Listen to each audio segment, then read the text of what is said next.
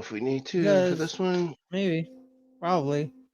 You know, I am happy for our women's team because the top 5 most attended games in the WSL, all Arsenal games, Well, there you go. and some of them are away games. They're away games at Arsenal, like they're away matches. Mm-hmm. I think I have to double check that stat. I have to double check that. You know, Yeah. well, damn, I didn't know Man City women weren't allowed to play at the Etihad. That's crazy. I don't know. I don't know. They might be able to. It's just that I've never seen them. I've never seen them Hmm. play there. Yeah, yeah. It's a damn Okay. shame. I love Bunny Uh, Shaw. let's see. All right. I'll do the Justin's ad thing after the Liverpool match. Mm-hmm. Just say talk to our Patreon and stuff like Mm-hmm. that. Okay, just have to figure out what I want to say for the cold open. Rob, we've been recording for the past minute. Oh, why?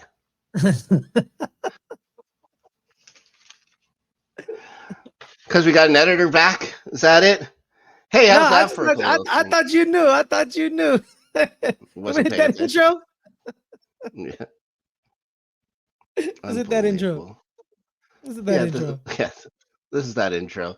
All right, Yeah. let's just start the damn show.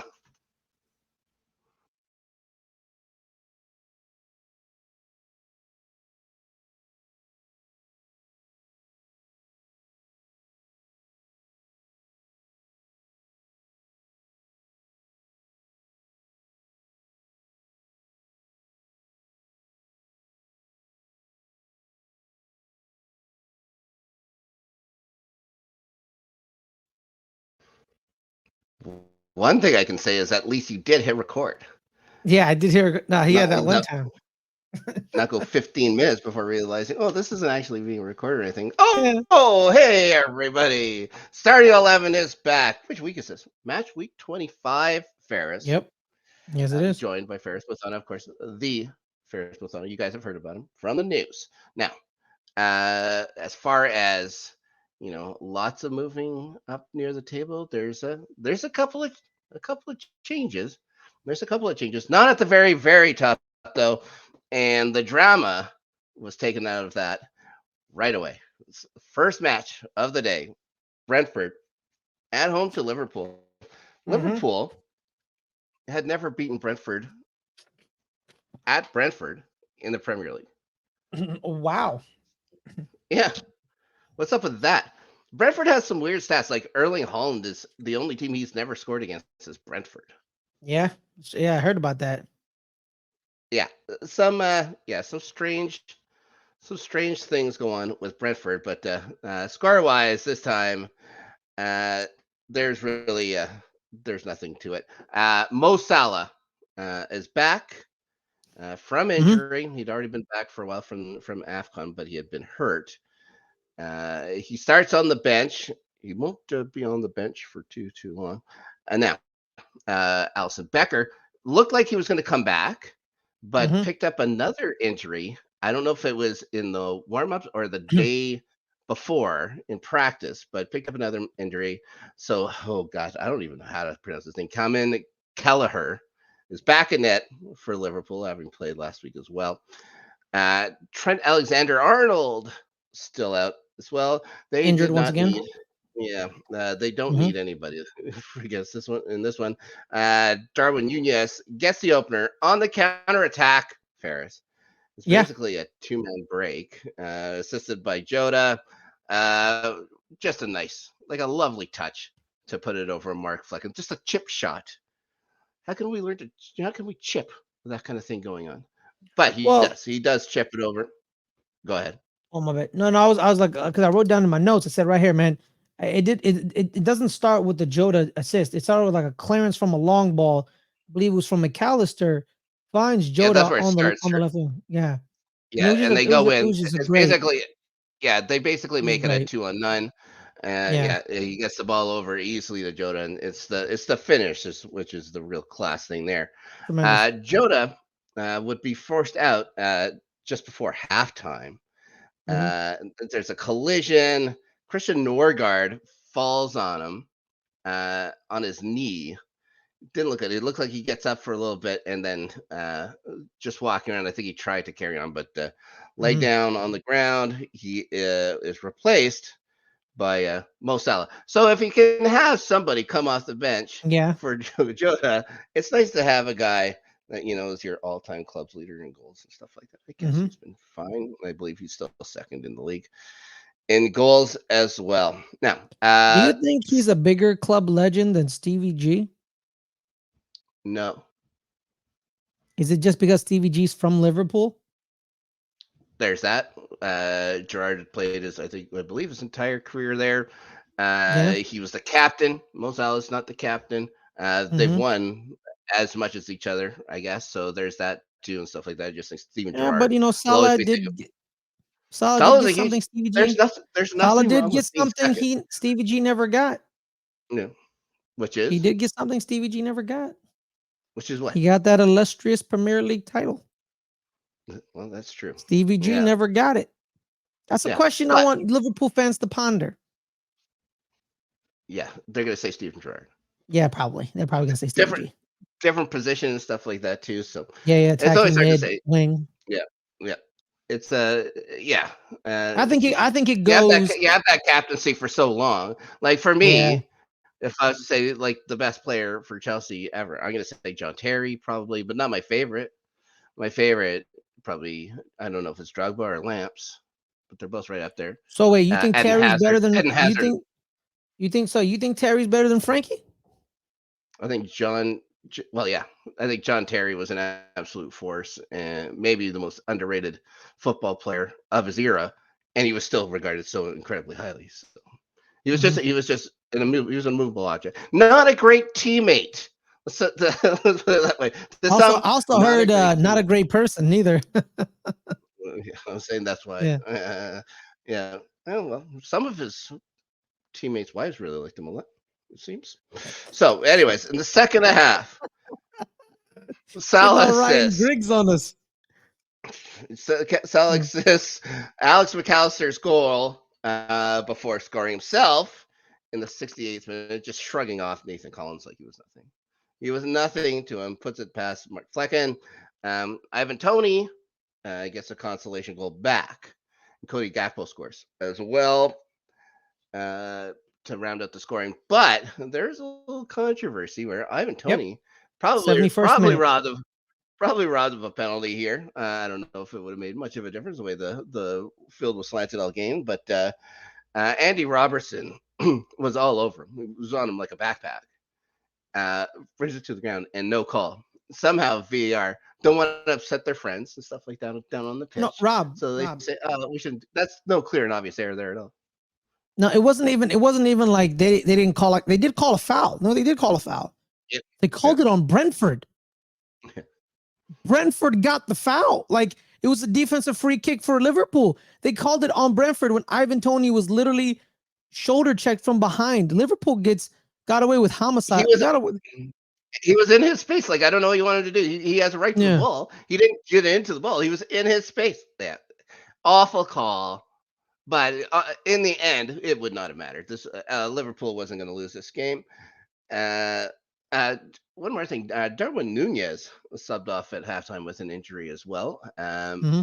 So I'm not sure. They play again Wednesday, so we'll know probably more Wednesday. But Mm-hmm. injuries seem to be piling up for them, and they have a final to play on Sunday against a certain club. We'll see how many of their walking wounded come back, or how many of them just need an extra rest because they had it in the bag anyways. Come Sunday. Now, Thomas Frank needs to get his club going. They're getting Wissa is back now. He was with the club. They back from AFCON. He was with the club but didn't feature at all. I don't think he was even on the bench. Also, just quickly have to say condolences to young Connor Bradley, uh, the uh, uh, the D man, The academy, the Liverpool academy kid. Yeah. Yeah, unfortunately, his father passed away. He's playing. I believe this is his first game since his father died. So condolences to Absolutely. him. Always tough, especially when you're so young. Hmm. Now, now that we've done that, why don't we uplift everybody? We brought people down. Hmm. Let's uplift everybody with the golden throat, the dulcet tones for our very own famous Alabaman. Hey guys, it's Justin, aka Hambone, just here to let you know a couple of things that we have going on with the channel. One, we have a Patreon. If you can and want to support us, you can do that. Little as $1. You can join the Discord. We also have a merch store where you can get some cool shirts, mugs, and stuff with all of our different shows and labels on there. And thank you for all of our supporters that have already been there with us.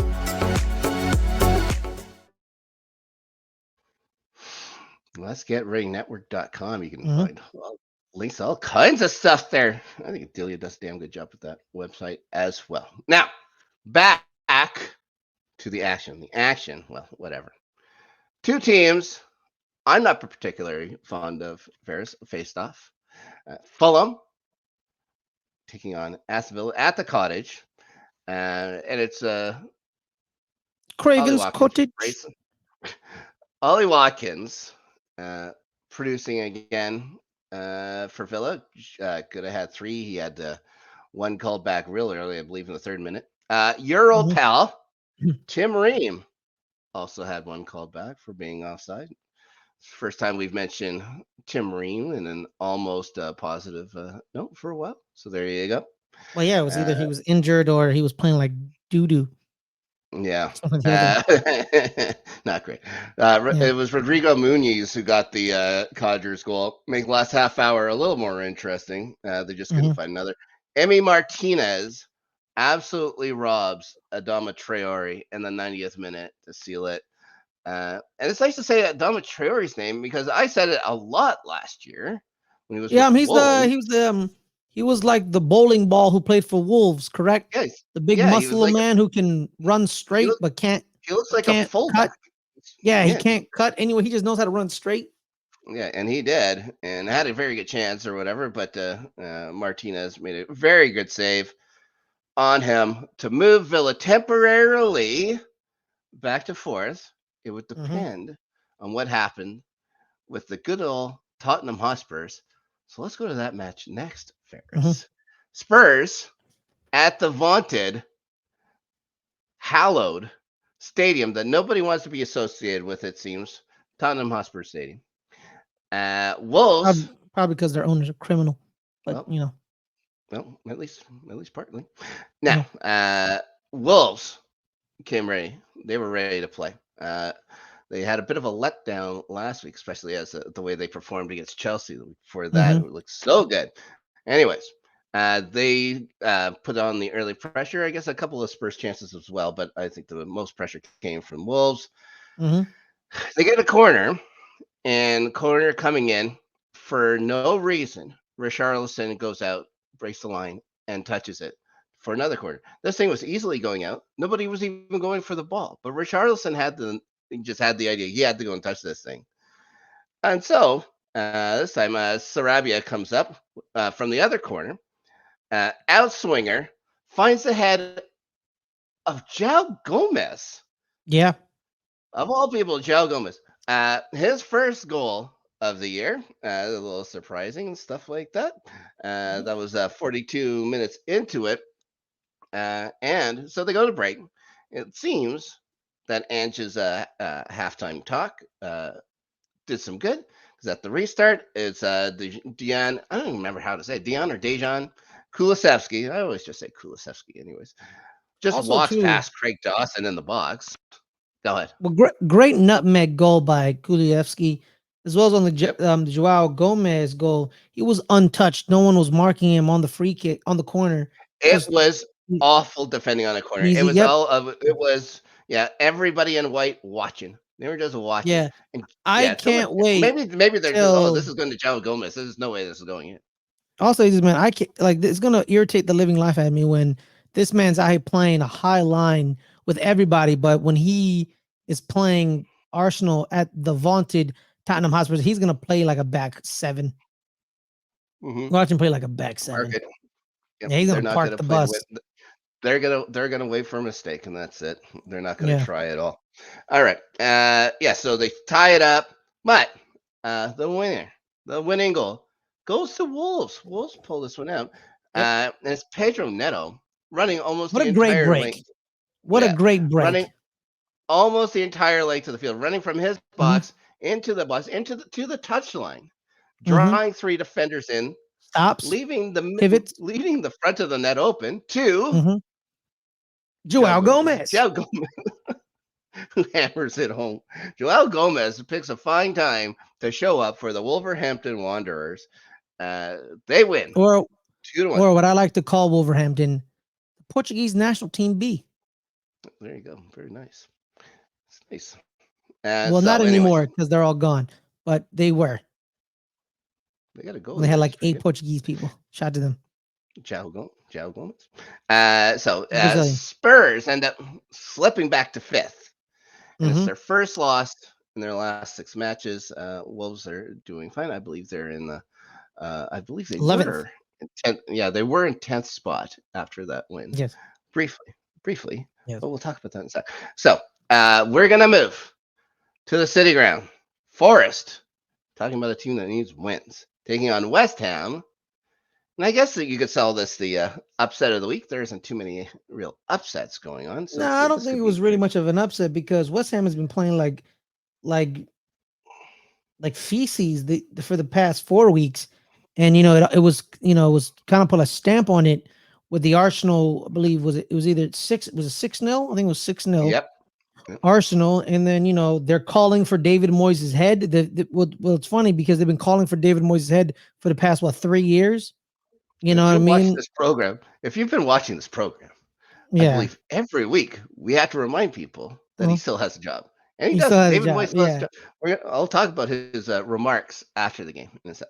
yeah. But yeah, So it was just honestly like it was just a whole lot of nothing. That's what it was. It was just a whole lot. It was just a bunch of people running around. It's like running up and down. Like you didn't care about this match. It was just a bunch of they're just running around doing nothing. I mean, it was just a bunch of nothing. do you Like a bunch of remember nothings. this year we would talk about so much about how Mohamed Kudus and Jared Bowen, how well they work together, how excited we were for James Ward-Prowse to be on this to see what they can do. That's dead and gone. Where is it? That's dead and gone. That doesn't exist I anymore. don't know if it's because over. when Kudus goes to AFCON, if that is what made the difference. I have no idea. But the chemistry's off for sure. Also, we should mention. But he was only. Here's the thing. That I no longer accept that excuse because he was only at AFCON for like a week and a half because Ghana got bounced in the group stages, so he only missed like a week. Yeah. So who knows? Yeah. It's just been everything's been off. Everything has been off. Yeah. Anyways, I don't know if it was before the match or after the match, but Nottingham Forest have hired Mark Clattenburg as a referee analyst. Ferris. It was before the match. Was it like yesterday? Before the match. That was when the report came out. The report came out. They hired him yesterday. The report came out yesterday, but we don't know. Yeah. They want to know why they're having these calls go against them, Ferris. It's like, you think you're the only team that this happens to? Unbelievable. Literally, Unbelievable. This Arsenal got thing I've ever heard in my entire life. Yeah, man, forget that, man. Unbelievable. Imbeciles. Yeah. Imbeciles. Yeah. Terrible. Yeah. Brutal. Such a weird decision. Anyways, I don't know if this is on Nino or what, but brutal. Nuno, but yeah, brutal. Dumb. It's the rich Greek owner. That's what. So Nuno doesn't. I clearly see Nuno has no power. The only thing he did was. I'm taking that this group wanted to do this for a while. Steve Cooper is to say, "Are you out of your mind? Are you out of your mind?" So the only thing Nuno's done at Nottingham Forest was he did his homie George Mendes a favor by taking Giovanni Reina. That's the only thing he's ever done. He has no power. I don't understand. This game was like, I'm sorry, like this game was a whole lot of nothing. Calvin Phillips started and he got 2 yellows. Then he was sent off in the 70th minute with the red. How Like, who cares bad about? has he been? How bad has he been He's since coming over from City? He was voted. He was oh, named the English Football Player of the Year just a couple years ago. for when he was at This, Leeds.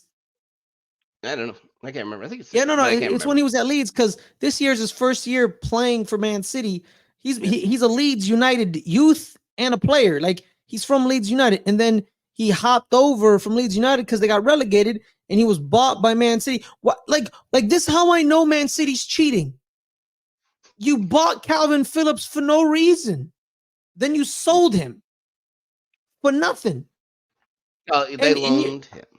oh, it was a loan. I thought it was a sell, but well, you know what? Even if it's a I loan, don't. It may have an option, but whatever. But right now it's a loan. I'll say this, man. Even if it's a loan, West Ham needs to get their money back. You know what I mean? Like, and this is what I keep telling people. If you want to play, if you want to advance your career, don't play for Pep Guardiola because he doesn't. He has his favorites. He wants to play a certain way, and if you don't fit it, he'll destroy your career. Like I remember when Jack Grealish, when he was at Aston Villa, everyone was like, "Ooh, Jack Grealish! Oh, look at the playmaker! He's a superstar. He was like your high end your English superstar who partied and had fun and scored goals on a Sunday with the beautiful hair and running around. And what is he at Man City? He's a bench warmer. Mhm. He's a bench warmer. At the time, the largest amount of money ever paid for an English player. Exactly. Think about that, Rob. The second highest at the moment. Oh, I think about it all the time. Like that's what's crazy. And Pep Guardiola's like bench. Yeah.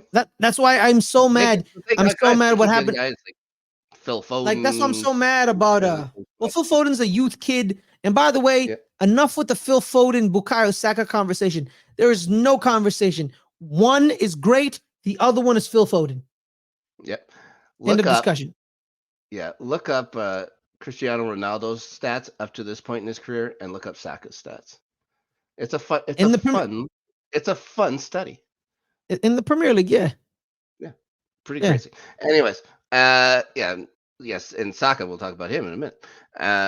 Actually, in a couple of minutes, I guess we'll say. Let's just go to the game. We'll go to the game real quick. It's Taiwo Nwanyi getting the first goal.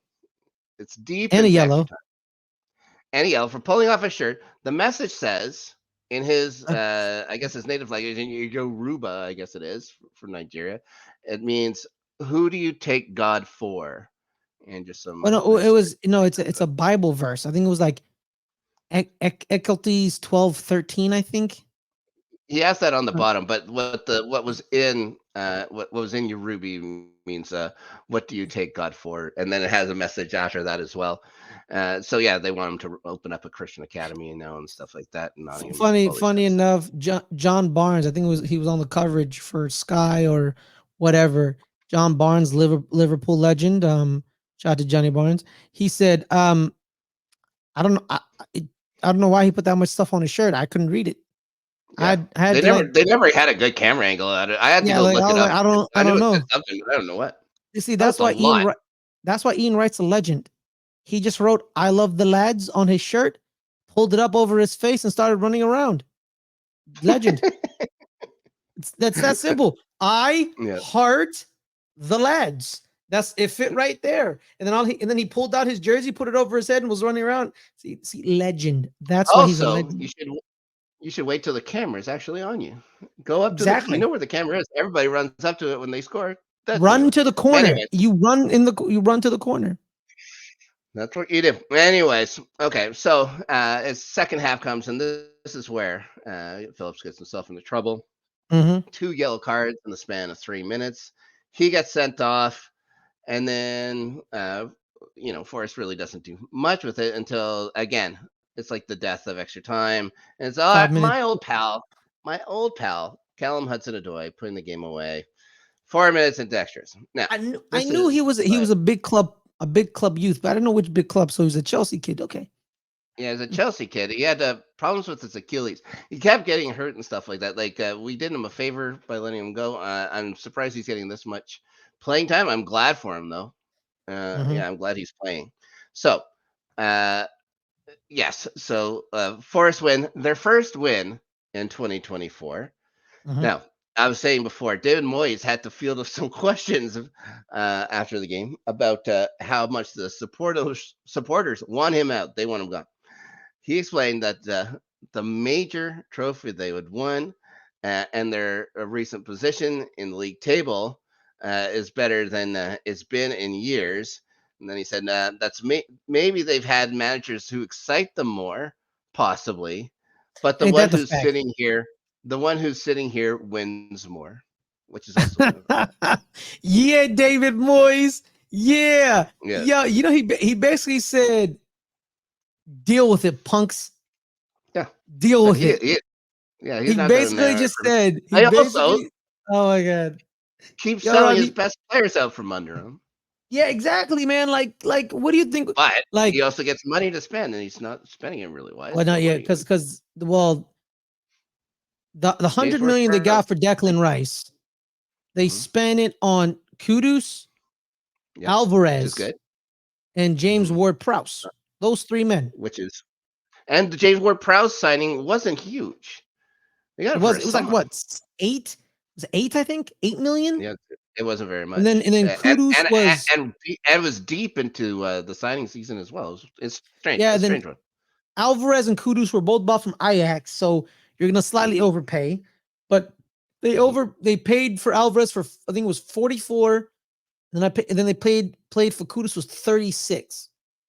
Yeah, I think So Kudus was money well spent, and then Alvarez. yeah, it's Alvarez. Well, if you talk to a couple people, Alvarez is the best six in Concacaf. But what does that mean? What does that mean? He's not. What does that He's mean? not. Because Yeah. the only competition you got is Tyler Adams and Johnny Cardoso, because In Weston McKinney Concacaf. and In Concacaf. They have a Concacaf. player. They have a player in Bayern. Plays pretty good. I'm pretty sure he's CONCACAF. Yeah, but No, he's a left back, Rob. I'm talking about center yeah. defensive You midfielders. just talk. Yeah, Talking about just for midfielders. You're yeah, talking just top. midfielders. I thought you just meant a top six player. A top six No, player no. in I'm talking about, CONCACAF. I was yeah, like, no. In Concacaf, he's like, Alvarez is probably like top 10, but like it's the top 10 is like littered with a bunch of U.S. players and Alfonso Davies and Jonathan David. That's it. a couple Canadians. Leon Bailey, He's Jamaican. isn't he? Isn't that CONCACAF? Oh yeah, shit. Oh, Leon Bailey. Yeah, Leon Bailey. Yeah, Pretty yeah. sure Jamaica beat No, Canada because you threw here. me off, Rob. Because you threw me off. You said a couple Canadians and Leon Bailey. I was like, Leon Bailey ain't Canadian. What are you talking about? Yeah, so Leon Bailey's probably top 10. A couple of Yeah, Pulisic, Jonathan David, Alfonso Davies, Leon Bailey, Weston McKinney. Um, I don't know if Pulisic is yeah, top 10 anymore. He's yeah. faded. In Concacaf Anyways, he is. In Concacaf he is. yeah. Oh, that's true. That is true. Yeah, I'm Okay. talking about Concacaf. We're not talking about it in the world. In Concacaf he's top 5. Okay. Next match. We're gonna go to St. James Park. Newcastle hosting Bournemouth. Pretty entertaining first half. Oh Martin yeah. Dubravka, for as much shit as I have given that man, has really turned it around. At least the last few weeks, I think he's been very good. And he was terrific early on. Ah man, I Got, almost got my prediction right, Rob. I almost mhm. had it. Damn You you, made a Matt very Ritchie. good. You made a very good prediction, and we'll talk about that as well in a bit. Mhm. Anyways, the first goal comes from a bit of a fluke. It was, I guess, it was kind of slippery conditions out there on the pitch. Dubravka has the ball passed back to him, slips trying to play it, and just so happens Dom Slanky was in the area. Dominic And Slinky, man. this man is very good at scoring goals, and he isn't going to Underrated, miss man. an absolute gift from there. Puts it So away. underrated. Yeah. Shortly after that, from a free kick, Fabian Scher's shirt is tugged on by Adam Smith while he was in the box. VAR decides that Michael Salisbury should go look at it, and then he upgrades it to the penalty. Mhm. Yeah. I don't know. I don't know about that one. I Mhm. think it's yeah. I think that's a little tight. I don't think VAR should have gotten involved. But I think if Salisbury should had looked like he had a good enough look at it, if he had the should have had the guts to call it. All these other people say, "Oh, maybe you should call it." Then just call it. Mhm. I'm sick and tired of refs using VAR as like A a crutch. safety net. It's a Yeah, they're safety net scared. They're for them. scared. See, I want to point Yeah. that out, Rob. A lot of when AFCON was going on, every time someone talked about the refs in AFCON, it was Mhm. always, "Oh my God, look how great they are." Yeah. English referees are the absolute worst in the world. It's the biggest Mhm. league with the worst officiating. You know what? You know Top what? to You know bottom, what? the worst. England needs to start doing what they've always been doing. They need to start importing some immigrants to do these jobs. Okay, Yep, all right. that's right. No Do what you problem with always that. been doing. Go to Africa. I'm not no Maybe okay. they I'm not. can't because of You Brexit. know They what? can't because of Brexit anymore. No. It's like I was gonna make a joke about colonialism. I don't want to do that. Oh boy. Oh Yeah. boy. All right. Yeah. No. Wrong. No. Wrong. No. Wrong show. Wrong show. Yeah. So Anthony Gordon scores the Yes. penalty, On the penalty. levels it. Antoine Semenyo puts the Cherries back on top though. Yes. With a nice low hard strike from the top of the box to the bottom corner. And then, as you were mentioning earlier, Matt Ritchie comes on for Almiron after 90 minutes and sends the Geordies home. Well, happier, I guess. Tapping a rebound home. 2 minutes after coming on, they split some points at St. James Park. And so there you go. Neither Yeah. team really Oh, also deserved. too, Rob. I'm rewatching the penalty call, and Mm-hmm. that tug was egregious. It was, It yeah. was it was it was it was But then bad. then call it. Then call it. Yeah. If you'll watch, there's people grabbing onto people every time. It's like Yeah. holding a football. There's people Yeah. grabbing all the time. And it just like there's just no consistency. If No, this there is the isn't. call, There call it isn't. every time. Call it every time. Or Because it's like no, not, because the thing then you is, can't what's call funny it. is, So what's funny is, I'm not a big fan of it Newcastle. shouldn't Like, be and a I enjoy, it shouldn't be a subjective. It shouldn't be a yeah, subjective foul. Is all I'm saying. and personally, I enjoy them getting screwed over because what they did to us. Um, Yeah. Another Newcastle player he was grabbing the Bournemouth player. He grabs him, tugs him away, then gets behind him, like gets in front of him. So like so that grab is forgiven, but the grab in the back when he grabs Dan, was it Cher? Him and Dan, Fabian Scher. him and Dan Burn are tall men, so they get abused. So and then you see them grab Cher, but you forgive the grab by. Oh, see, Bruno Gomes literally grabs the back of the jersey so he can get in front of the player. Of course, it's Bruno Gomes. Of course, it's Bruno. Of course. So like either Guimaraes is a Guimaraes. Yeah, man, he's something else. So yeah, man, it's you. What's his face? What's his face? The leader of the refs. What's his face? The supposedly the the what's yeah, the the guy famous that keeps ref? having What's to his go name? on, the one that has to keep going on TV to Yeah, to apologize apologize for how bad for our the refs are. PGMOL or whatever. Yeah, Yeah, I yeah. can't think of his Apparently, name like, right off the yeah, top of my like head. I'm sorry, Howard Webb. There you go. Him. Do you have any self-respect? I feel like this man has no self-respect because you clearly Right. see these refs that you are in charge of training suck, and you keep talking about how you have credibility and you go on these channels and try to They're all blah blah. fluff. They're all fluff though. Like the media and the referees, I'm pretty sure have like an understanding and an Yeah, agreement between themselves. yeah. Like Like no hard yeah. hitting questions. He has no. I'm sorry. He ain't got no self-respect. No, He ain't got no self-respect. he doesn't care. Mark Clattenburg got more The checks self-respect. clash. The checks cash. That's all he gives a shit about. That's all, man. Doesn't I've care. because They may be ruining the sport, but at least they're making money. getting paid now because Mark Clattenburg, he was on ESPN FC a couple of times when these horrible, like when we were talking about Wolves, when Wolves got screwed over like 3 times in the early part of the season where they should have gotten some draws and some victories. First game of the season. First game where Onana kills a man. Mhm. And Mark Clattenburg, he did some ref talk on ESPN FC, like you all expect to do, but then he kind of like lamented and like kind of revealed his truth and said, "Yeah, man, that was a bad job by them, and they weren't very good." At least Mark Clattenburg had some semblance of self-respect. You know what I mean? Like like the only two refs I really care for. I may not agree with all of them. It's it's Christina Uncle of CBS Sports and Mark Clattenburg. Sometimes I'm like, I don't agree. But I see your points, but I don't agree. And sometimes Christina Uncle's like, that's the rule.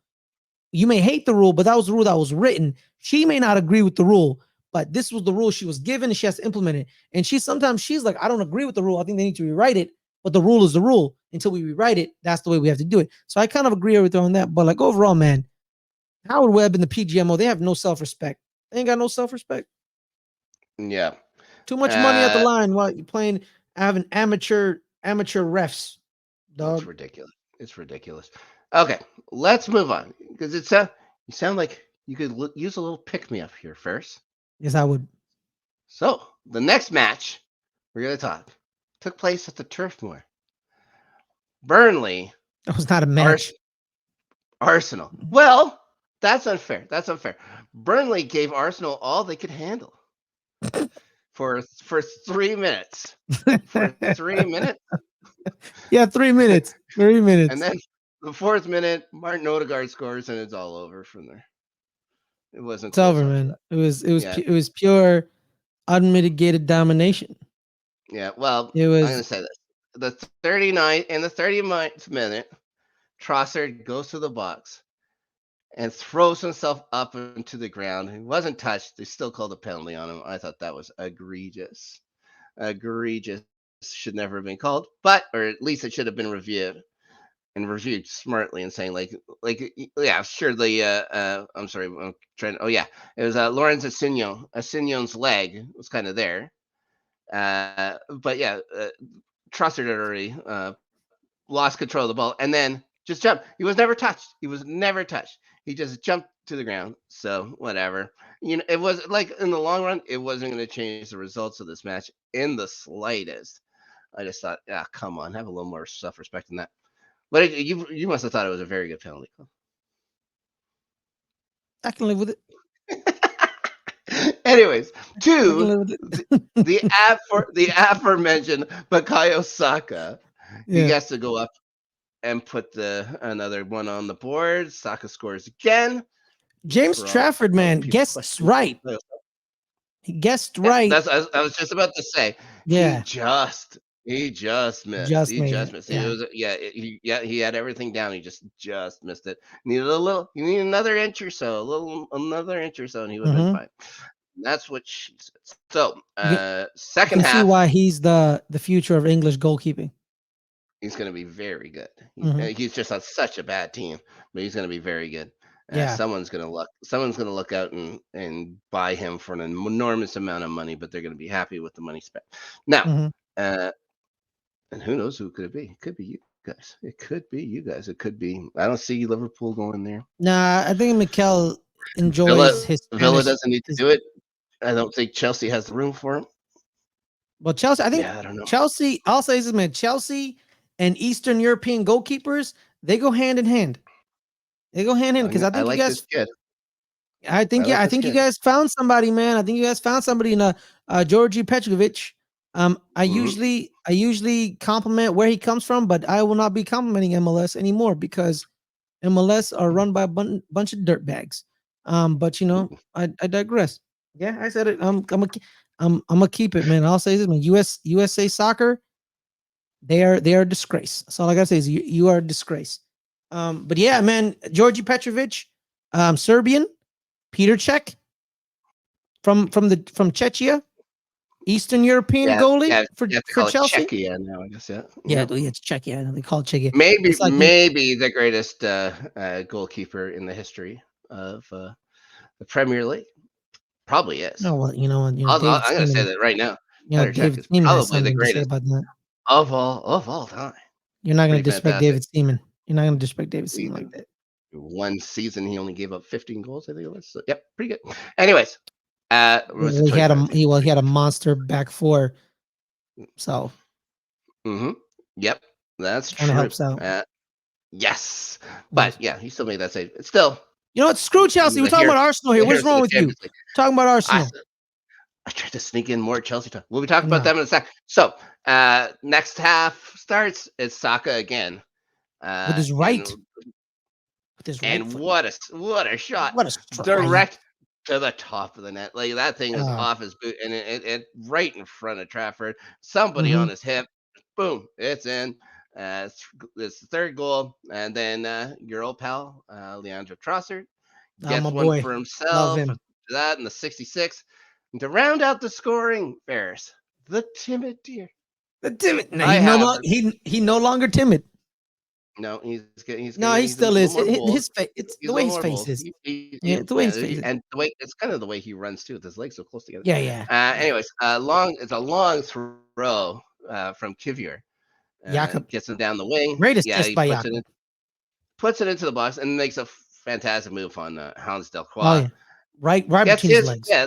Gets his fifth for Arsenal, and who are now second in the league. Ferris. Mm-hmm. They got a 6-goal cushion at this point on City after scoring 11 in the last 2 weeks, not giving up any.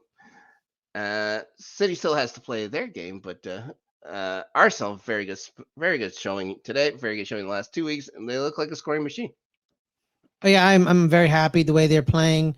I think they're playing the way Mikel wants to play. With Leandro Trossard playing him and Kai Havertz. What him and Kai Havertz do is they're both playing center forward, where they interchange and flow, and they kind of play so when Kai plays, he plays the proper center forward, the proper 9. But when Trossard's in the game, he becomes more false 9, so he drops back, and they flow because they come from center midfield and they flow back and forth, and they kind of just like flow off each other. And then you have Saka coming off the right side. Then you have Martinelli coming off the left, and Odegaard just creating. He's just creating. You know, a lot of And he's looked. This is his Odegaard. Best match in quite some time. He looked very good. Martin Odegaard has been the key. Early on in the season, I think me and Adelia were talking about it. He hasn't been playing like last year's Martin Odegaard. He needs to find his way. He kind of started out slow. And then the past when it became January 1st, 2024, Martin Odegaard has gone full speed, all gas, no brakes. I think he's at the point has created over 70 chances in the Premier League, and which makes perfect sense because he's out in a situation. I think I would only take one midfielder over him, and that's KDB. You know, because when Man City KDB is a monster, unlike international KDB where he just hates he just hates. But like club KDB is bar none one of the best. It's without a doubt. But age, if we were counting age, I would still take Martin Odegaard because Martin Odegaard is only 24. It's only 24, and it's amazing. And he's playing great. He captain is of your club. He's not a captain. He's captain. Okay. Oh, I forgot. Because I learned how to say captain in Norwegian. So captain. So yeah, he's been playing great. But two of the biggest talking points of all season have been number 29, Kai Havertz, and our goalie, David Raya. I forgot David Raya's number. That's the only probably David Raya has been playing great. He leads the Premier League in clean sheets. He's been playing out of his mind. He has started like breaks for us to lead the goals. His distribution, his vision when he gets the ball, where he grabs and goes. He grabs the ball. He's looking up, and he like big fan of Aaron Ramsdale. The passion, the love, everything that comes out of him. But we can clearly see that David Raya has a skill set Mikel Arteta thinks Aaron Ramsdale doesn't have either yet or will never get. And that's why David Raya started.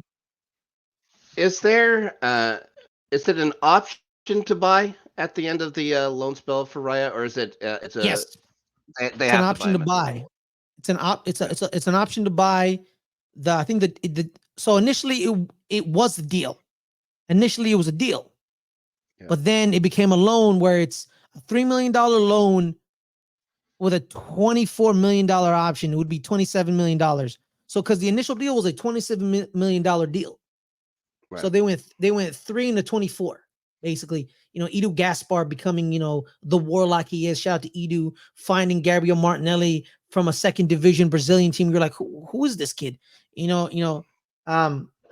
And people talking about like, oh, you threw away $65 million. It's not looking like it. It's not looking like it. He has a job, Kai Havertz, and he's doing his job well. Mikel Arteta's like, I'm giving you your job, do your job. And he's been doing his job. Same with David Raya. There's a way we play our offense. When you get the ball, you look forward, you find someone, you start the break. And if no one's open, hold it, then find somebody.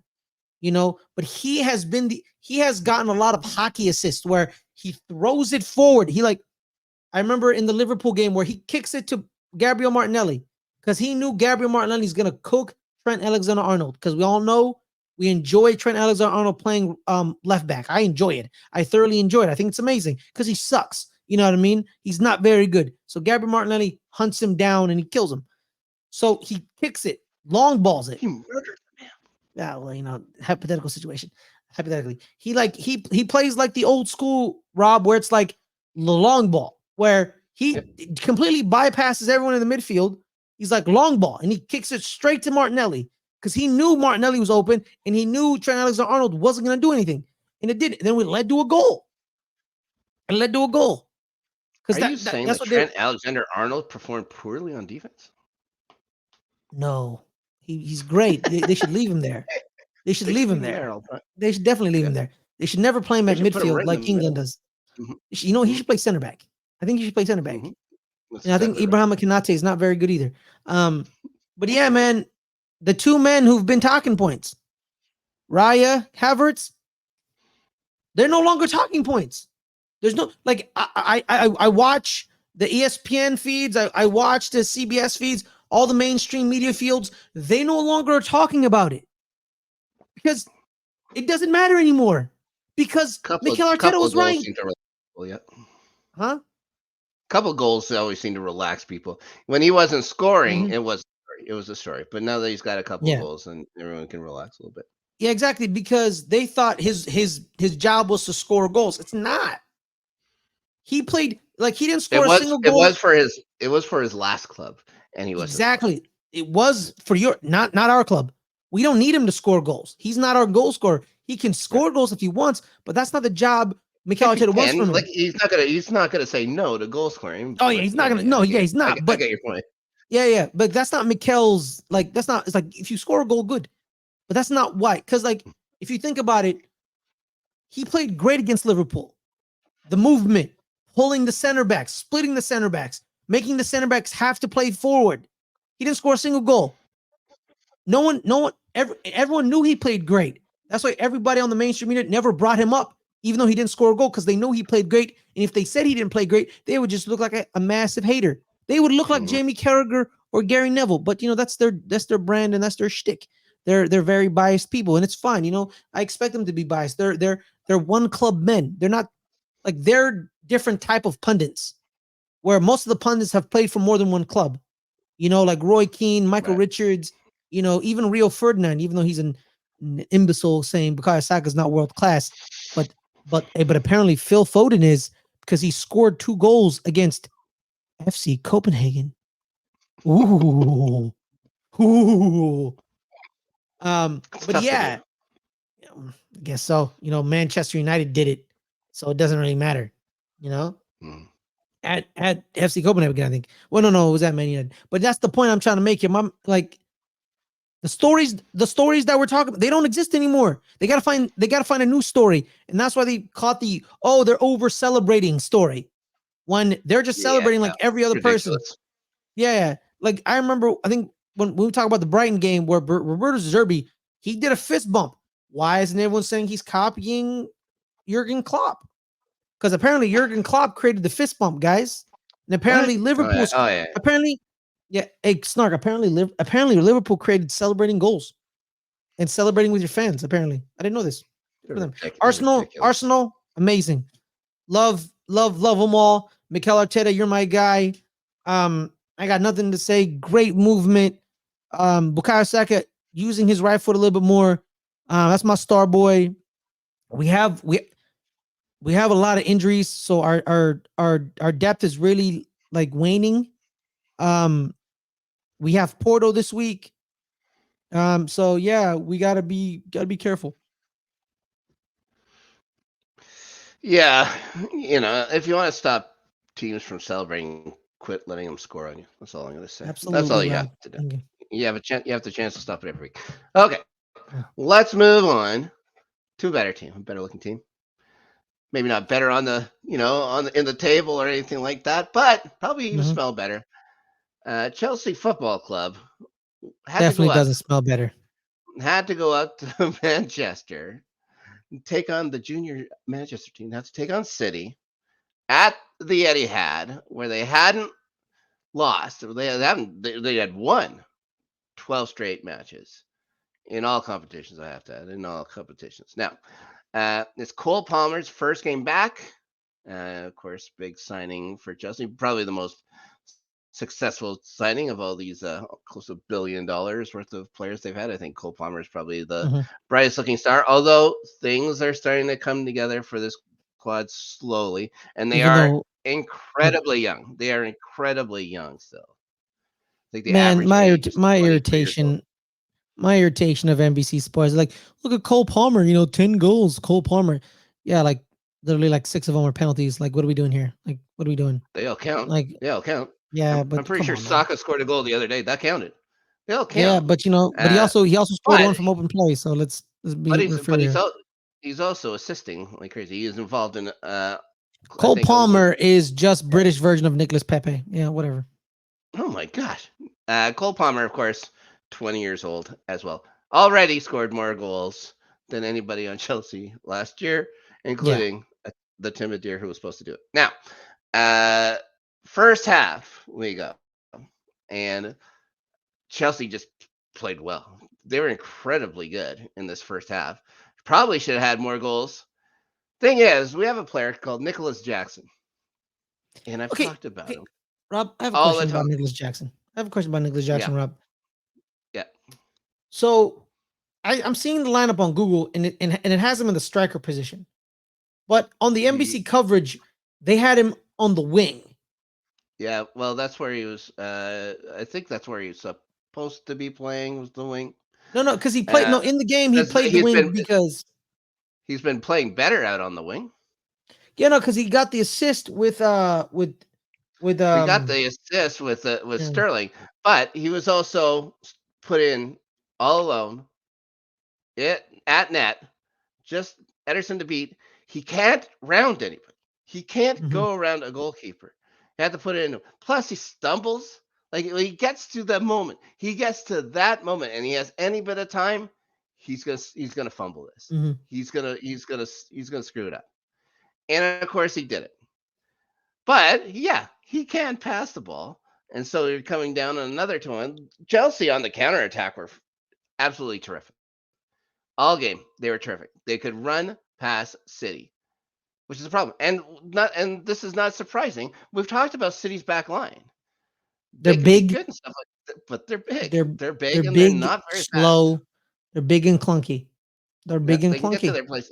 Yeah, you can also, but you can say like for some reason Kyle Walker, Nicholas Jackson's going down. Nathan Ake picks him up. For some reason, Kyle Walker breaks off Sterling, goes towards Jackson. The ball comes in. It's to the inch perfect. Kyle Walker comes back because of the way Sterling runs. Kyle Walker was able to catch up, but he runs past Sterling. Sterling just stops, moves back in a little bit, rounds the ball past Ederson. Chelsea take the lead into halftime, and mind you, Erling Haaland's on the pitch, and in the first half alone, probably missed 3 very good chances. Wasteful. Just They were missed. wasteful. They were wasteful in the final Yeah. third. Wasteful in the final third. Yeah. Very like one little tap in towards Petrovic, who makes an Mm-hmm. easy save. Uh, uh, Two headers, one goes over, one goes wide. That's just in the first half, and he makes a whole bunch more. Like he was, this may have been his worst game in the City shirt. I think he was frustrated. I think Horrible Chelsea's back line was terrific. Axel Disasi made sure that he did until have the end. very good shape. Well, even that, I'll talk about that at the end too. Like they were inviting the pressure at the end. They sub Mm-hmm. off anybody who was playing offensively, except for Nkuku. But what's Nkuku going to do when we move to a back five against City? They're just inviting the pressure. They played prevent defense, Ferris. How many times have you and I just talked about American football? How much do I hate prevent defense? What are you preventing? I You're hate it. preventing I a hate win. it with all my You're heart. preventing They yourself should have from a win. just stayed. They should have just stayed because their defense was great throughout the entire. They should have just stayed.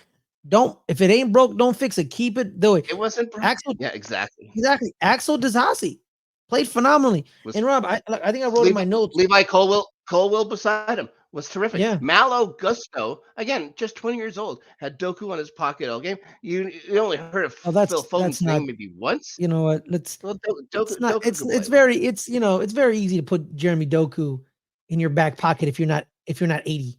You're not like 36. Okay, like Jeremy Doku Oh my against God. a 36-year-old fullback, cooking you. Jeremy Doku against a fullback his age, ain't that good. Like that's he had one game of 4 assists against two. Who was that 4 assist game against?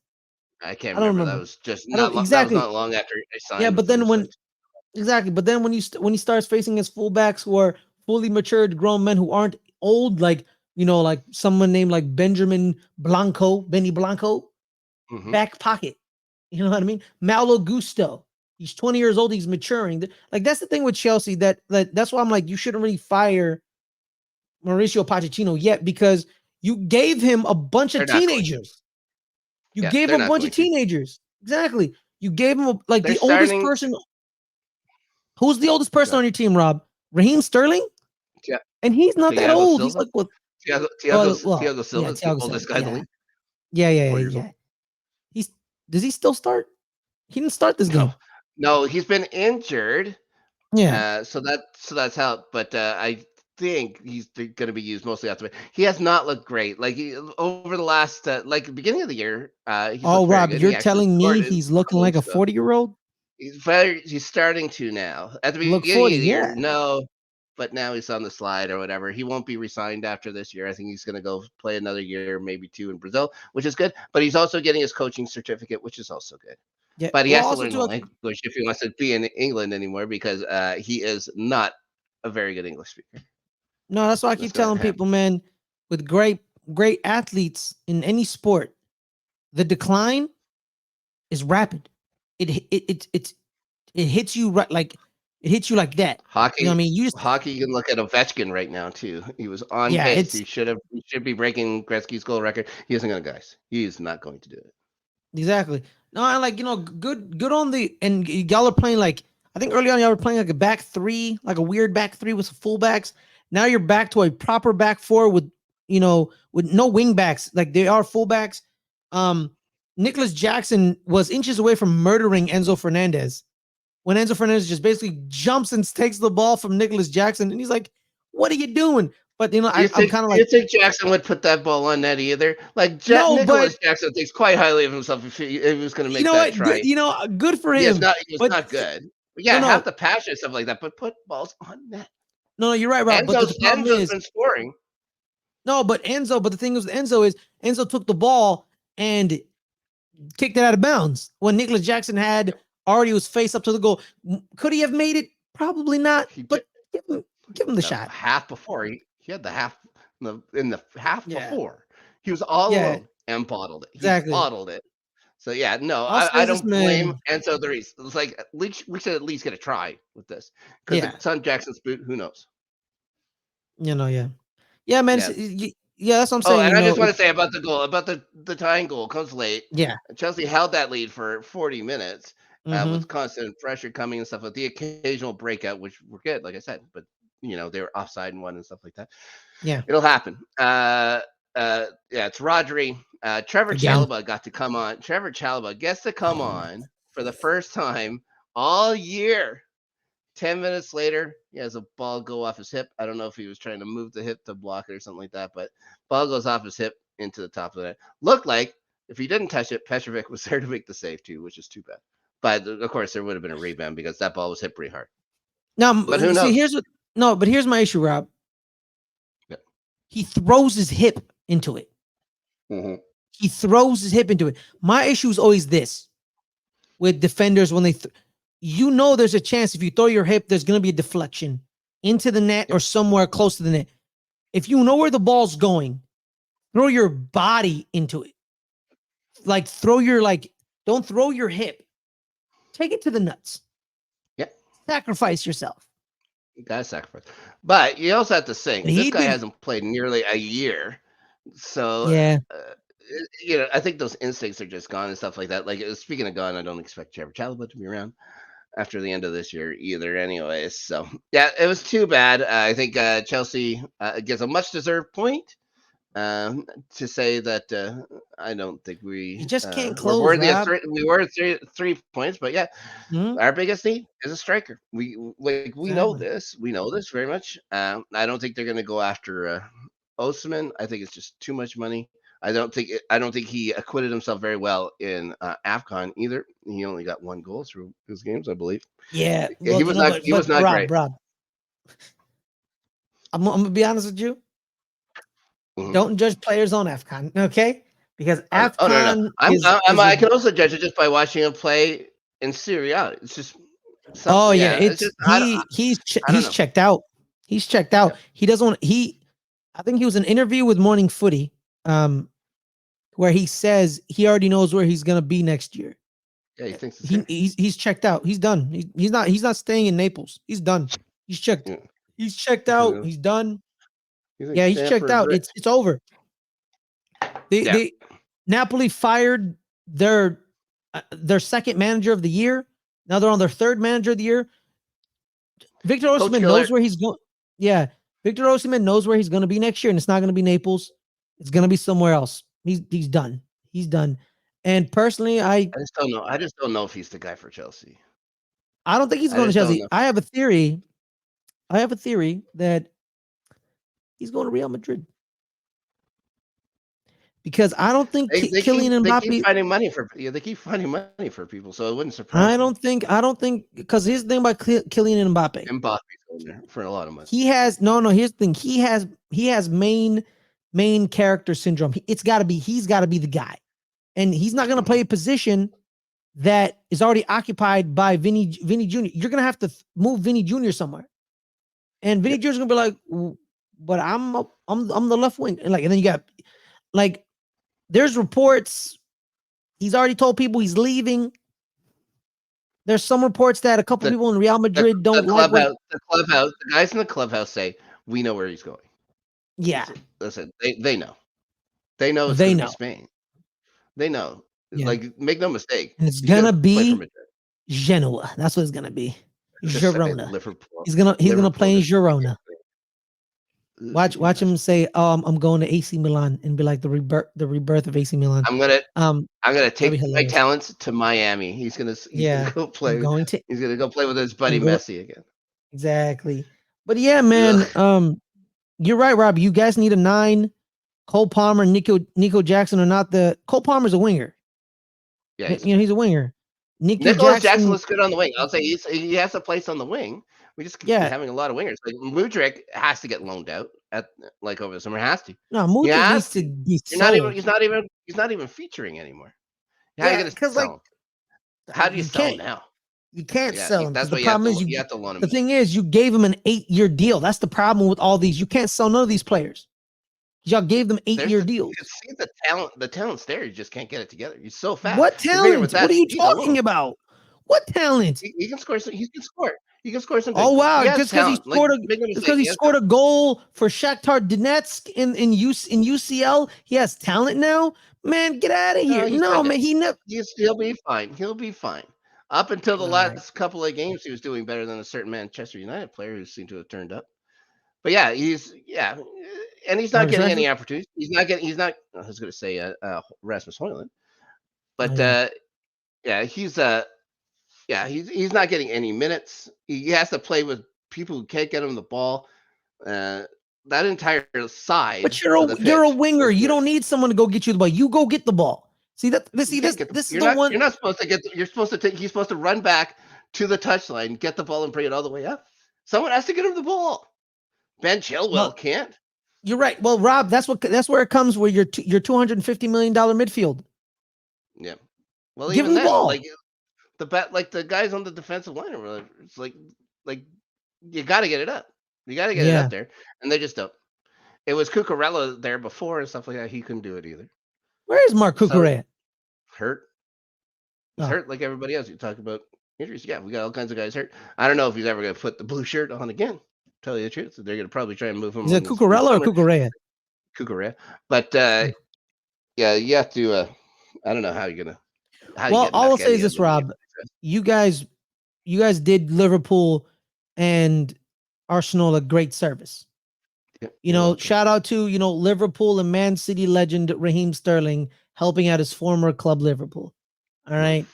Strange way that he runs. Nobody Yeah. runs like Raheem Sterling. Yeah, Oh it's my like god! no way. And it helps Arsenal, Like he they create some keeps trying to keep his balance. yeah, So so they strange. create some distance. So it's about 4 points from 2 to 3, 2 points from 1 to 2, and it's 4 points from 1 to 3. So it's still a close race. City does have they have a game in hand, which they're They going have to a game play in on hand. Tuesday. Yes, Yeah, they play they play. tomorrow against today. They play today They against play Brentford. today. Yeah. Yes. As we're recording, we still don't know the Mhm. Still don't know the results. result. So Yeah, Man so City could we're be going to second. be part of our predictions for next week. Yeah. City could be second by the time this airs. Yes. Of course, a draw and stuff like that puts everything into weird positions. Arsenal do hold a tiebreaker on them as we speak. Anyways, Mhm. let's move on quick to good old Sheffield United and Bramall Lane. Has any team ever been pumped like this at home this often? The answer is no. Sheffield United lose 5-0 to Brighton. Mhm. Deservedly so after what happened. We'll talk about it in a sec. They have had 25 matches this year. Yep. They have given up 65 goals. Makes sense. They're averaging close to 3 goals a game. By far, the worst defensive record in the history of the Premier League. So let's go into it. And actually, to start the match, they weren't too bad. A couple early chances. I wouldn't say it's like grade A chances, but they had a couple of early chances. But 11 minutes in, Mason Holgate produced maybe the worst tackle in recent Premier League history. What an imbecile. It's like a drop kick to Karu Mitoma's knee, just above the knee, not even low. He gets him just above the knee. And his right leg had just gone out of the way. If that hit his right leg, it would have been square on the knee, and we would have talked. It could have been a catastrophic injury for Mitoma and Brighton, but he manages with just the big mark on his inside of his left leg. He's automatically set off. It's a red card challenge, no problem. Now I have to find the name. Oh yeah, guy on his back line, Amel Ahmad Zozic, his partner back there, went on after the game to Sky Sports talking about how he didn't think it was a red card offense at all. But then he had to preface it by saying, we haven't seen a replay yet, but I'm pretty sure that was not a red card offense. It's like, buddy, do you have a treat in store for you? Because that was absolutely brutal. So from there was no challenge left in Sheffield United, and they revert back to Sheffield United. Porous, they're like a sieve for goals. Buonanotte puts one just over the line. 20 minutes in, Danny Welbeck scores 4 minutes later. There's a lot of confusion on the first goal because they were like, "Is it a goal? Is it not a goal?" Because I was looking at the replay, Rob, and it felt like there was a little bit of goalie interference where like They grab the Oh, goalie. yeah. Someone grabs the goalie, and he then has I to think like he doesn't evade he? someone. I thought he ran into his own player. No, he was surrounded by he was all surrounded by it was all green. It was all green. Brighton. Yeah. Yeah, it was just all Anyway, green. that ball just made it over to you. It was Mm-hmm. just over. Anyways, they keep going. So yeah, Danny Welbeck scores, and then you want to talk unlucky? They get a little more unlucky because it looks like they could have scored just before halftime, but Mm-hmm. VAR rules that Ben Osborne was offside. First, they were trying to look for a different call there. I think they were looking at goalie interference or whatever, which there wasn't. But they Mm-hmm. said that Ben Osborne was offside because Vinicius Souza touch. There's a Vinicius Souza touch that went off Buonanotte, but that they said because of it wasn't a deliberate play when it deflected off Vinicius, that made him offside. It was the most confused wording I've ever heard, and I still don't understand. I think they were ripped off a goal. I think, uh, yeah, I have no idea why that wasn't considered a good enough goal, but it wasn't, and it wouldn't have helped Well, them. It wouldn't have helped them any. also too, one of their players is legitimately grabbing the goalie. Like number Yeah, 23, that guy was grabbing Verb Bugman. for Prugen or whatever is it? Yeah. Yeah, he was grabbing him, and it's like this wasn't an egregious disallowment. Like they shouldn't have called offsides because I don't think that was the egregious. The goalie interference was the egregious one. Where like the Sheffield United guy They cleared that. grabs him. They cleared that right away. They cleared it right Yeah, away. like They had no problem. which was dumb because he literally is in his way grabbing him. It was just like the Brighton goal with who's the guy who scored the bar with Facundo. Like the Sheffield United guy, he is being grabbed by the Brighton dude, but then he spins out, and as he's spinning out, he then runs into his teammate. But you didn't call the initial grab. So like these goalies, I'm not gonna lie to you, man, these goalies got hosed. They got hosed. It both got hosed on these goals. So They'll get over somehow. yeah, they'll get over it. Again, that did not define the games for them. So Yeah, no. Jack Robinson didn't do his squad any favors.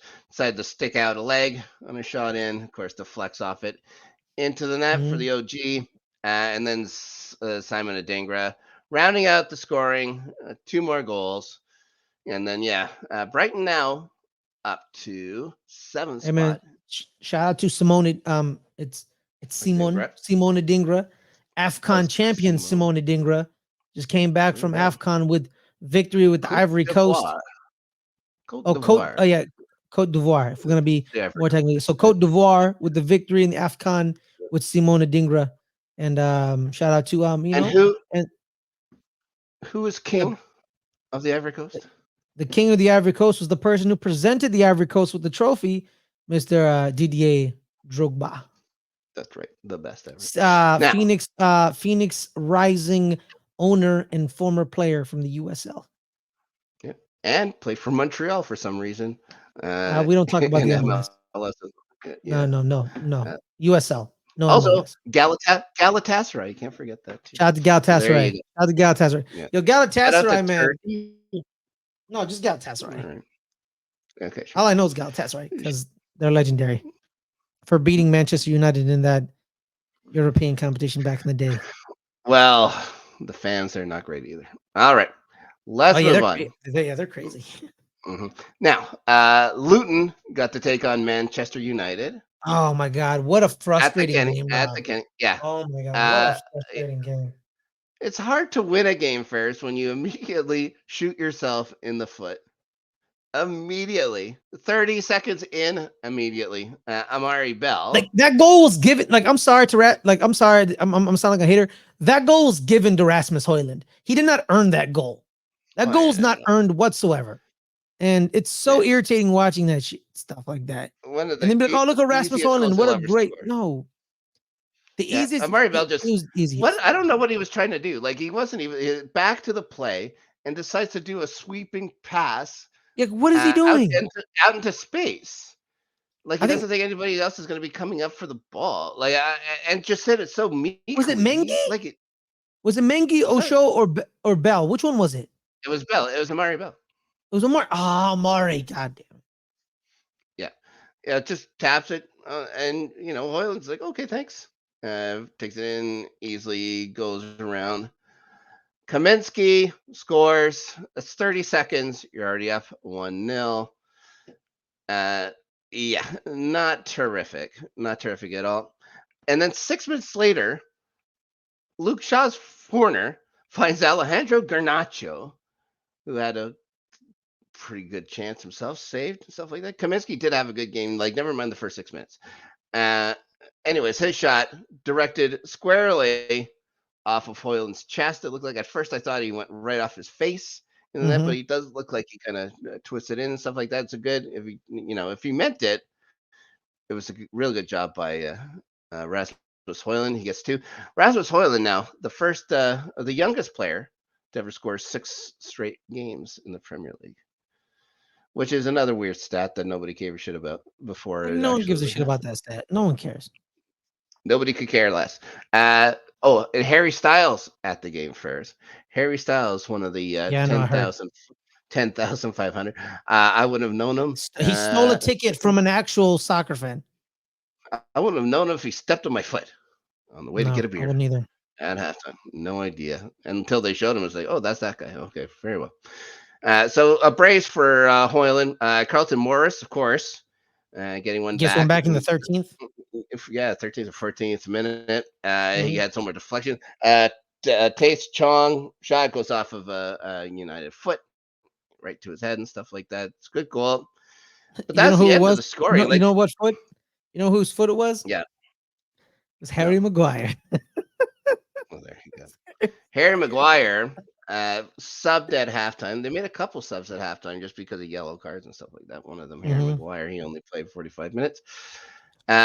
Some good chances for Luton in the second half. That's what I had in my notes, man. It was a lot of missed chances for both teams. Both teams. And it doesn't help that Kaminsky was an incredible stop on Garnacho. Yeah. But it looked like it didn't help that pre-game Elijah Adebayo got injured. That's why they had to start Carlton Morris.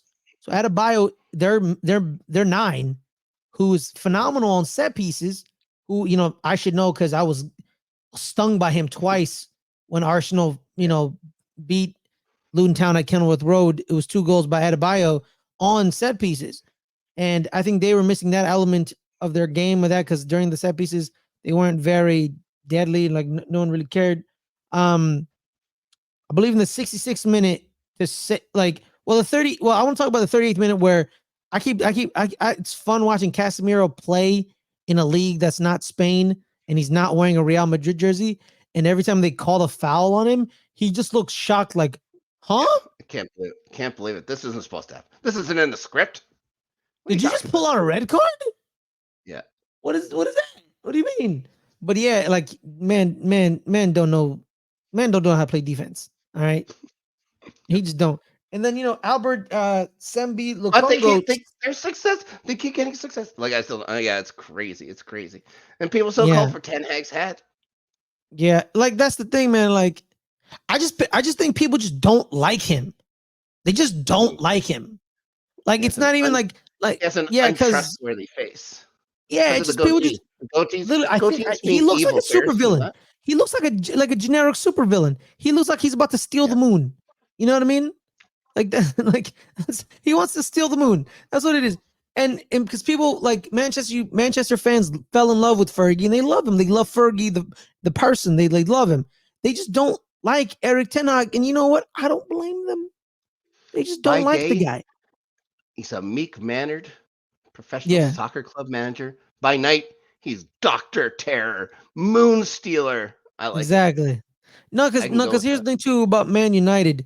The fans are finally realizing what does it feel to be like an actual English Premier team, an English Premier League team, where sometimes you have horrible, you don't get the calls for you. People are lambasting you in the media. People think your players suck. You know what I mean? Like, you aren't the cream of the crop anymore. Like, you don't like the refs aren't scared of your manager anymore. The refs kind of Oh, laugh when your certainly not. manager. They don't even Exactly. You know know what I if mean? they knew that if they knew the truth, if they knew his secret identity and what he's Exactly. done to steal the only natural salad of the earth, Exactly. then maybe they'd No, be no, a exactly. little more scared. So, and Manchester United fans, they're in a crisis because they're like, we used to win the league like easiness. Like, what is going on right now? They see a top four finish last year as a disgrace. When most teams in the Premier League are like, oh, a top four finish? That's amazing. You know what I mean?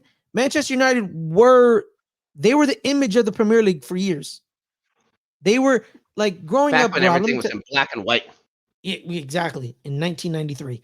Um, Mm, Rob, Specs. like growing up, Rob, I didn't know soccer. I didn't know it. I didn't know world soccer. I didn't know I knew Man United, Barcelona, Real Madrid, AC Milan. That's what I knew.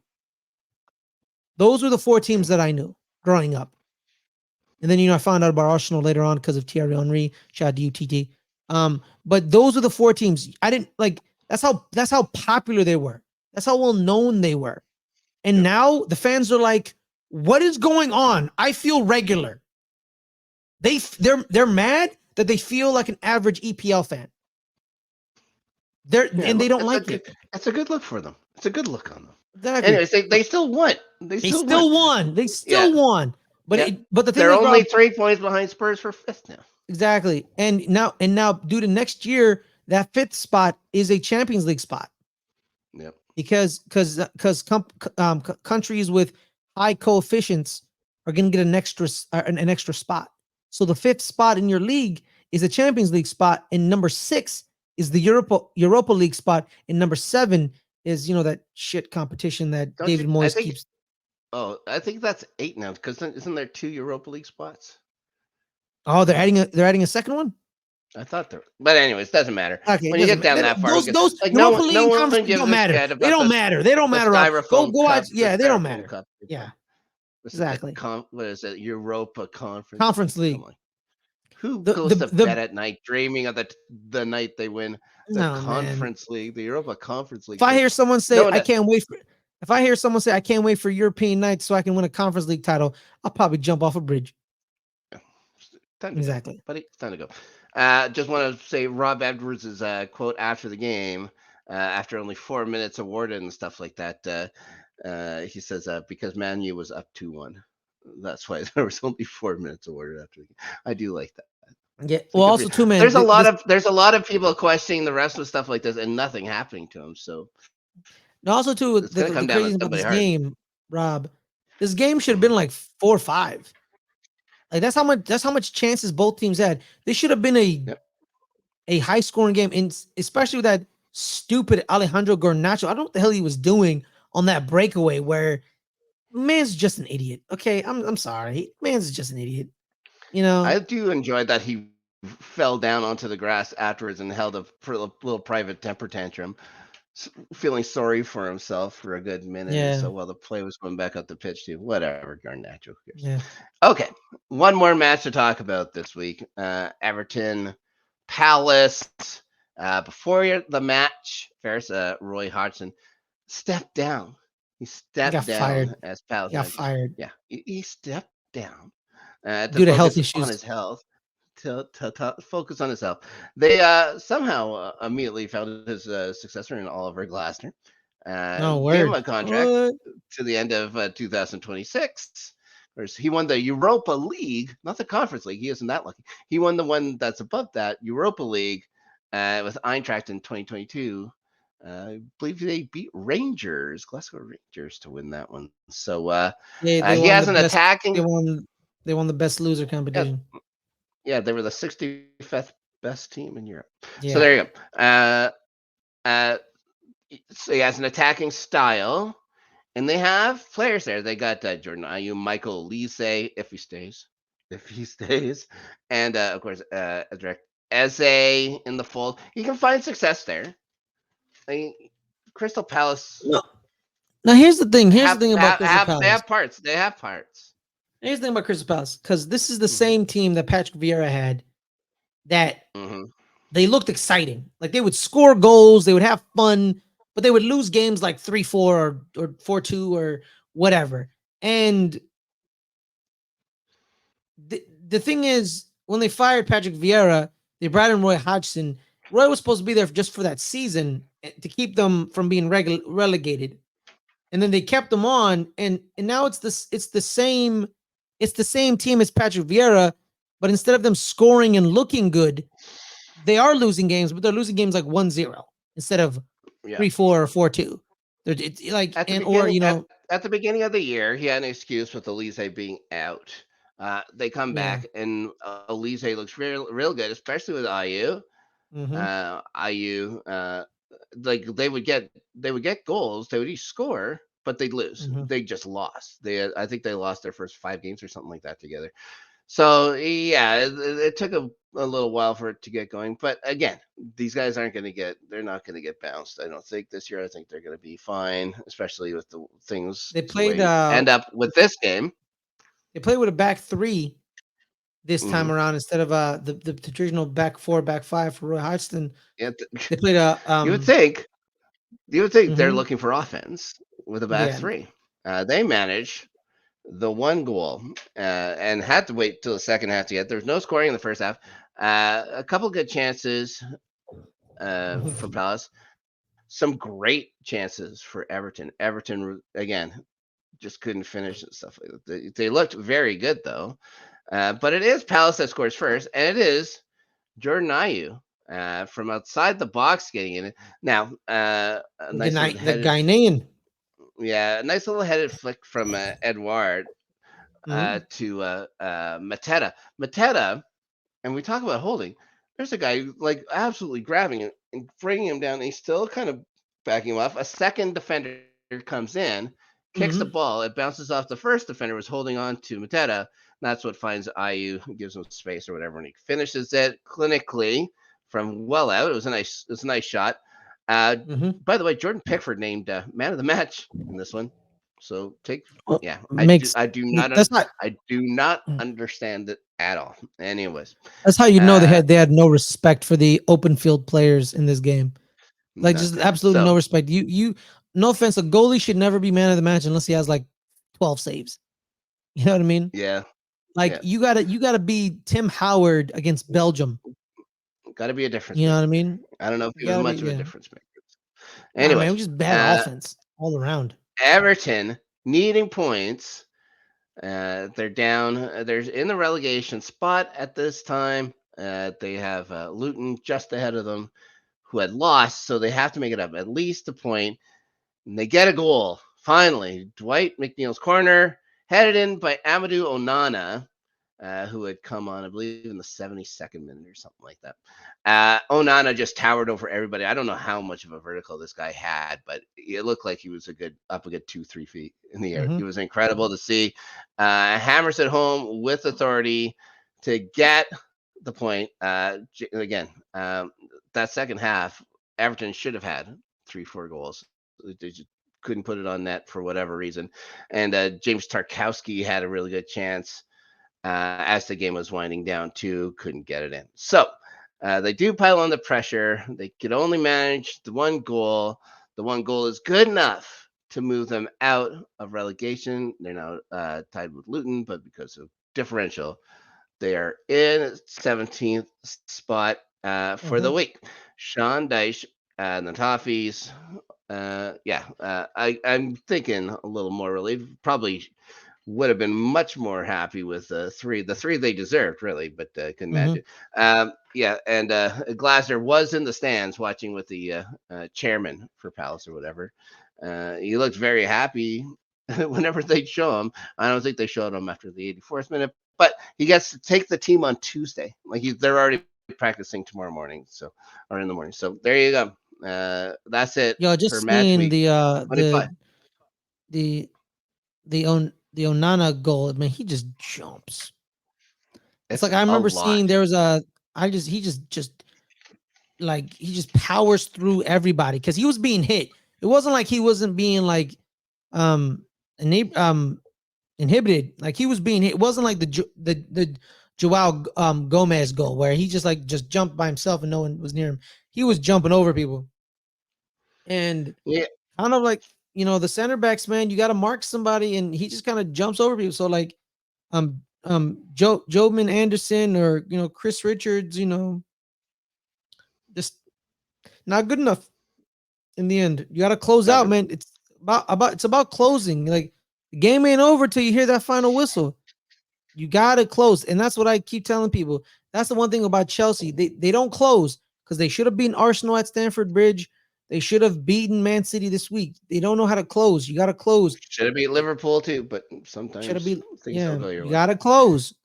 Gotta And close. and unlike other bad teams, Chelsea plays up to their competition and play down to their competition because that's an issue. That is But a huge issue. yeah, Forest.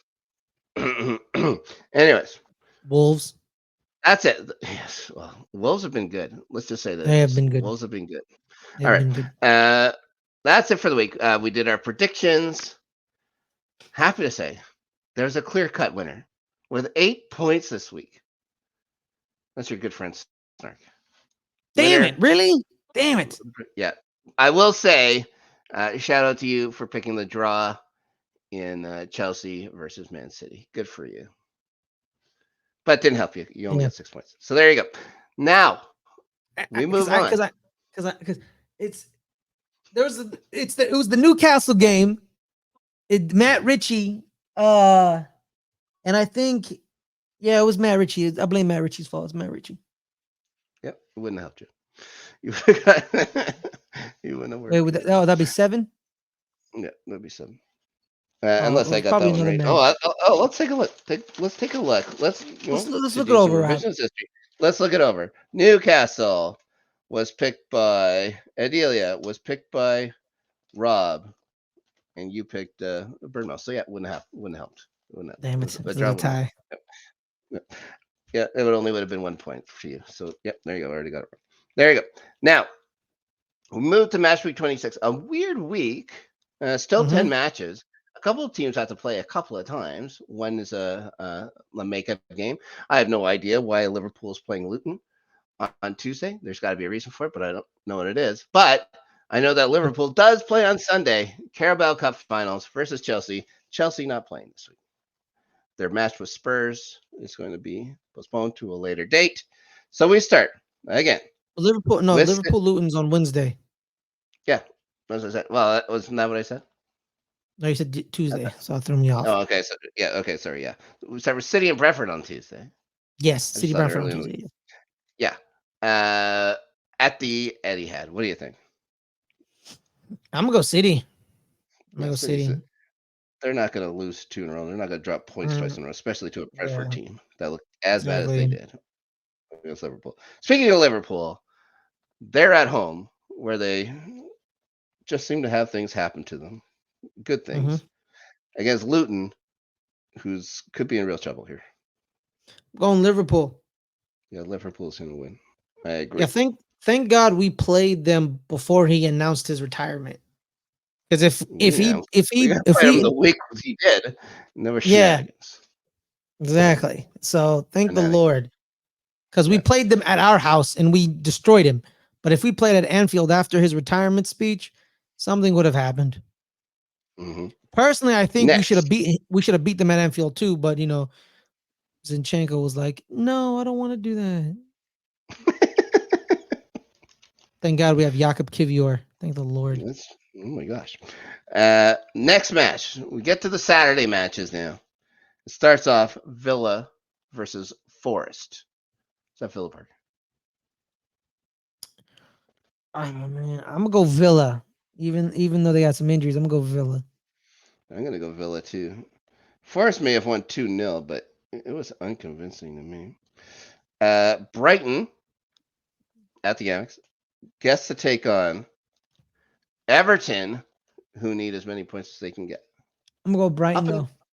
Up and down for Brighton all year. I'm gonna say gonna say they beat them as well. I agree. Yeah. By the way, Dude, actually, Adelia's chosen all the same as us so far as well. yeah. I'll say this, man. Brian's about to rob a couple of teams because a couple of these players are getting bought. Like someone's buying Simona Dingra. Yeah, for sure. Now, next match, the debut, I guess, for Oliver Glasman, Palace and Burnley. I'm gonna go Palace. New manager bump. Yeah, Adelia's going draw here. I think you're right, though. I think Palace can win. I don't think Elise is going to be back playing, but I still think they have enough to beat Burnley. A lot of people just have enough to beat Burnley, it seems. Okay. Now we go head up back to Old Trafford. Man United takes on Fulham. Two teams I do not like at all, by the way. Fulham lost to Villa. Adelia's picking United. Go draw. Okay, I like your style there. I think Man U's going to win at home. They seem to squeak out stuff at home quite a bit. Bournemouth gets a take on City. City's second match in 4 days here, it seems.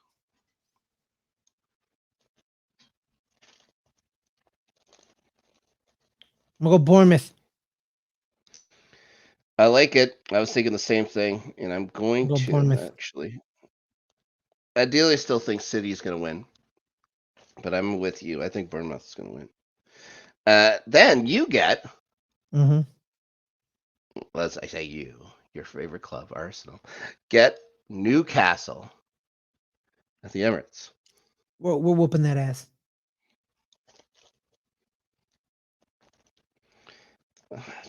To you guys, wouldn't it be funny if It's gonna. if City loses and then you guys drop points too? Wouldn't that be hilarious? The Liverpool. What? Liverpool beats Brentford. Yeah, they're going to beat Brentford. I don't see a problem with that. Arsenal, Newcastle. I am going to say. It's hard to say no to Arsenal, especially they've been doing scoring goals. Arsenal's going to win. Okay. Wolves, Sheffield United. Oh, Wolves. Wolves should win. They better They'll win. probably score for like four. They'll score by 4 or 5 goals. Next, the last match of the week. Brentford's second match. This time they're at London Stadium, taking on the weirdness that is West Ham United. Oh I man. really think it's going to be a draw.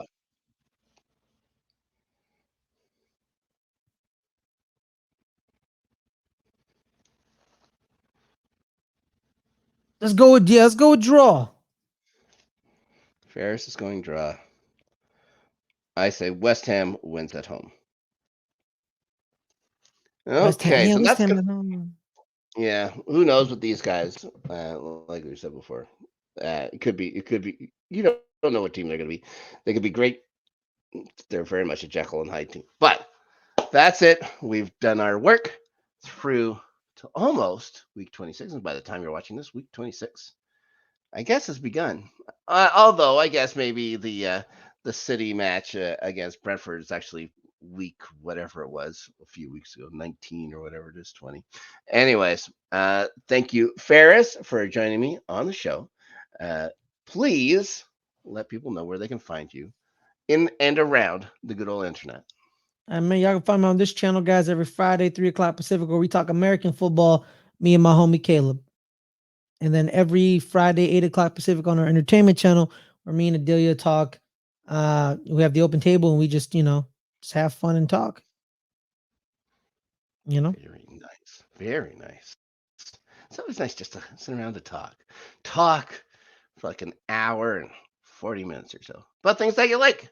And it just breezes past. Now, as for me, you can find me, this very show right here, starting 11.